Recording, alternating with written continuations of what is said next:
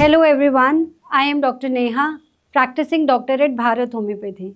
आज की इस वीडियो में हम बात करेंगे राघव के बारे में। राघव सोरियासिस के पेशेंट हैं और जब वो हमारे पास पहली बार आए थे तो उन्हें कोई पकड़ के हमारे पास लेकर आया था, क्योंकि उनके हाथों में, उनके पैरों में इतने ज़्यादा सोरियासिस के पैचेस थे कि वो अपना कोई भी काम खुद नहीं कर पाते थे।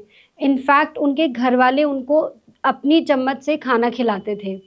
तो जब वो हमारे पास आए तो वो बहुत एग्रवेटेड और बहुत गंभीर सिचुएशन में थे और कुछ ही महीनों के ट्रीटमेंट के बाद आप राघव की ज़बानी ही सुनिए वो क्या कहना चाहते हैं। और फर्स्ट टाइम जब मैं आपके ओपीडी में आया था तो मैं गाड़ी भी नहीं मूव कर, सीधा चल भी नहीं पाता था। टेढ़ा मेढ़ा होकर लगड़ा के जब चल के आया था, पैर के नाखून से लेके सर के बाल तक सोराइसिस था पूरी बॉडी में। पेन होता था कि मेरे को पेन किलर और ईचिंग की टैबलेट 3 बार लेनी पड़ती थी दिन में। मेरी कंडीशन ऐसी थी कि मैं अपने हाथों से मेरी मिसेज खिलाने के लिए उठाना पड़ता था। मैं अपने आप बिस्तर से नहीं उठ सकता था। चद्दर ओढ़नी है तो मुझे चद्दर, सर्दियाँ थी तो मुझे चद्दर ओढ़नी है तो मेरी मिसेज ही चद्दर उड़ाती थी और मेरी मिसेज ही चद्दर उठाती थी। राघव इतने परेशान थे कि उन्हें नहाने में भी आप मानेंगे 2 से ढाई घंटा लगता था। कोई उनकी हेल्प करता था तब वो नहा पाते थे। और दर्द जोड़ों में, हाथों में इतना ज़्यादा था कि उन्हें लगातार कई दिन तक पेन किलर्स लेनी पड़ती थी। परेशानी तो थी, क्योंकि टेंशन तो रहती है ही सारी है, कोई गेस्ट आए कुछ भी, बड़ी परेशानी थी।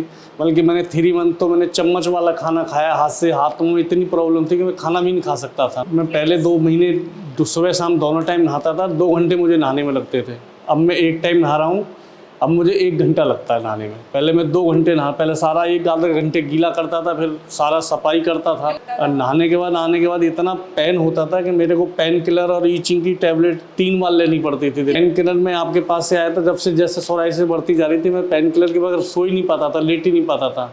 और नहाने में जब दर्द होता था तो बगैर पेन किलर कई बार डबल पेन किलर लेना पड़ता था। राघव को इतने सालों से परेशानी थी और उन्होंने अब तक इतने सारे उपचार लिए थे और शायद ही अपने आसपास का कोई भी बड़ा हॉस्पिटल उन्होंने छोड़ा होगा। मैडम मैंने कोई नहीं छोड़ा है। गुड़गांव में प्लस इधर उधर मैंने हिसार से भी कराया, गुड़गांव में भी कराया है, एम्स भी दिखा लिया था मैं। एम्स के डॉक्टर्स का क्या कहना है? एम्स के सब एलोपैथिक डॉक्टर सब यही कहते हैं जाने वाली नहीं है ये, ठीक हो जाएगी, फिर हो जाएगी। कुछ भी फर्क नहीं आ रहा था? थोड़ा बहुत फर्क पड़ा। जैसे ही दवाई बंद कर देते फिर उसी और डबल बूम करके निकलती थी।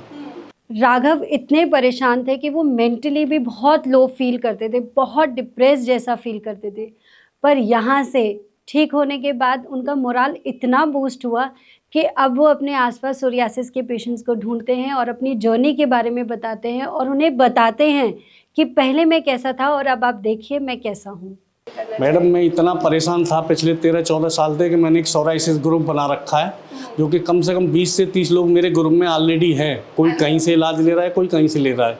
और जहाँ तक मैं जब जिसके पास जाता हूँ उधर ही मैं रील पर उनको बोलता हूँ भैया वहाँ से लो, मैं वहाँ से ठीक हुआ हूँ। तो 2-4 तो आपके अभी जल्दी आ जाएंगे।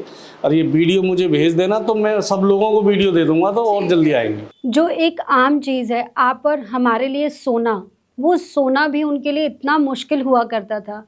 उनकी जो धर्म पत्नी थी वो ही उनको बेडशीट उड़ाती थी, सुबह बिस्तर से उठाती थी और नहलाती थी। इनफैक्ट खाना भी अपने आप खिलाती थी। और जब आपका पता चला, आपके यहाँ से डिस्कस हुआ, तो आपने बोला कि अगर हमारा डाइट चार्ट फॉलो करोगे तो आपको कभी नहीं होगी। एक तो ये पॉइंट्स लेके मैं आपके पास आया। दूसरा ये है कि जो आपने 3 मंथ फर्स्ट मंथ जो टाइम दिया कि फर्स्ट मंथ में 30%, सेकेंड मंथ में 50%, उस हिसाब से ही आपका मेडिसिन ने काम किया। जो कि मेरे को 3 से 4 महीने हम आपका ट्रीटमेंट कराएंगे। जो मेरी कंडीशन थी, जिस कंडीशन में मैं आया था, मुझे नहीं लगता था कि 4 मंथ में आप इतना कवर कर दोगे, मगर आपने जो बोला वो सही निकला। मेरी कंडीशन ऐसी थी कि मैं अपने हाथों से मेरी मिसेज खिलाने के लिए उठाना पड़ता था। मैं अपने आप बिस्तर से नहीं उठ सकता था। चद्दर ओढ़नी है तो मुझे चद्दर, सर्दियाँ थी तो मुझे चद्दर ओढ़नी है तो मेरी मिसेज ही चद्दर उड़ाती थी और मेरी मिसेज ही चद्दर उठाती थी। ये कंडीशन थी। हाँ, मेरे हाथ सीधे नहीं हो पाते थे। शर्ट पैंट मैं पहन नहीं सकता था। मैं ऐसे ही पड़ा रहता था, बस लोअर पहन लिया ढीला ढाला और बस ऐसे ही रहता था। मतलब मैं कपड़े भी पहनने की स्थिति में नहीं था। मैं अपने आप ओढ़ भी नहीं सकता था, उठा भी नहीं सकता था। ये कंडीशन थी मेरी। तो ये थी राघव की कहानी, राघव की ज़ुबानी। और ये आपने देखा कि कैसे भारत होम्योपैथी में हम कस्टमाइज ट्रीटमेंट देते हैं।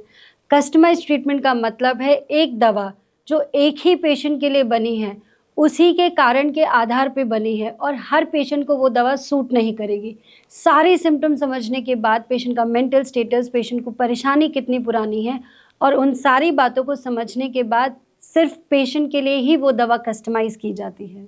तो अगर आप भी सोरियासिस पीड़ित हैं तो आपको परेशान बिल्कुल नहीं होना है।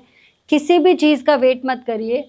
आप अपनी केस डिटेल्स हमारे साथ शेयर करिए, अपने बारे में बताइए, आपको तकलीफ़ क्या है, कितने समय से तकलीफ़ है और हम आपको सोरियासिस मुक्त करने में पूरा सपोर्ट देंगे। Thank you.